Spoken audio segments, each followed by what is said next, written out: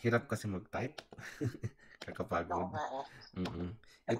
Itong sinend mo sa'kin last na screenshot. Yung Oo. link, wala naman tayong problema Oo. diyan. Puwede naman lang Oo. sabihin na eto yung New Zealand immigration website, official immigration website, tapos eto yung name ng company. Yung mga sinasabi Oo. nila legitimate.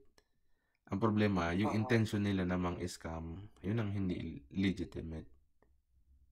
Oo. So, papahanapin ka nga naman. Oo nga naman. Pag sinabi niya itong kumpanya na to, tapos sinearch mo, oo nga naman, sasabihin, maniniwala ka na, tama naman siya. Oo. Accredited employer nga, so Oo. pwede. Pero, Oo. yung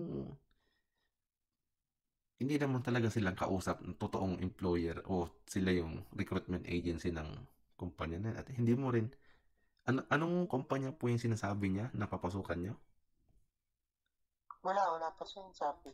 Yung NZBN number na yan. Sige. Makikita natin yung NZBN number na yan eh. Pero iba yung number na bigyan niya na yan dun sa nakalagay sa assessment ko. Okay. Makikita natin NZBN number ko. Kanina nakapangalan yan. Tingnan nga natin.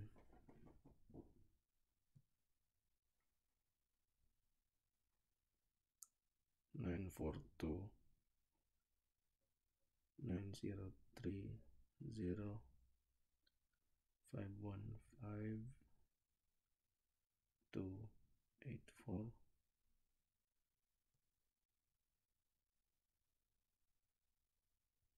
Uy, May lumabas. New Zealand Careers?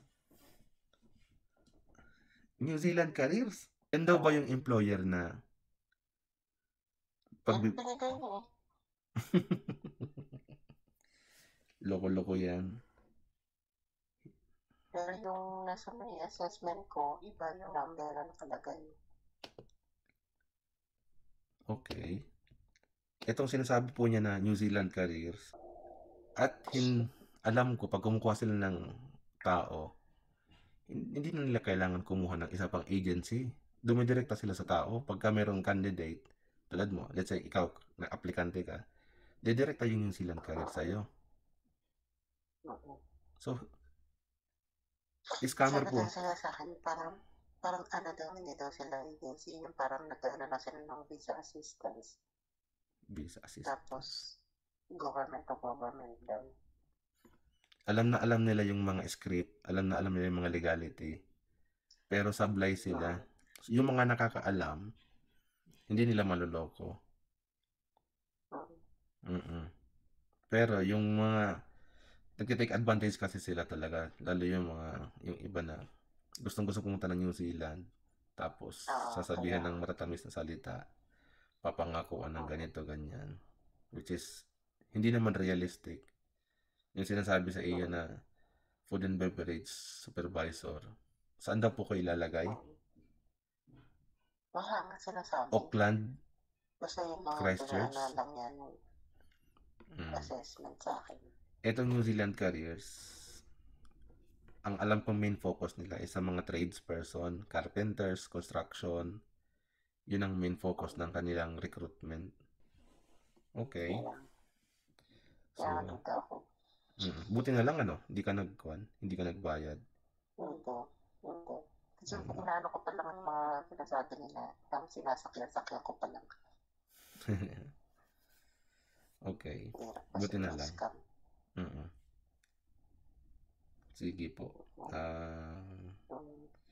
Ganun na lang. Ingat na lang po tayo. Kasi maraming mga kampo ng kadiliman sa mundo. Basta lang magkapera, manloloko. Hindi nga alam yung gaano kahirap kumita ng pera tapos gaganon nila ako. Totoo yun. Totoo yun. Gaganon-ganon nila. Di nila alam yung hirap at yung puyat na nila ginagawa niya para lang kumita ng pera tapos gaganon-ganon lang i-scam lang nila. Sige po at baka ako'y nakaistorbo na. Salamat po ulit. Hindi naman, thank you naman. Okay, sige. Thank you. Bye-bye. Ang tulong. Sige, bye-bye.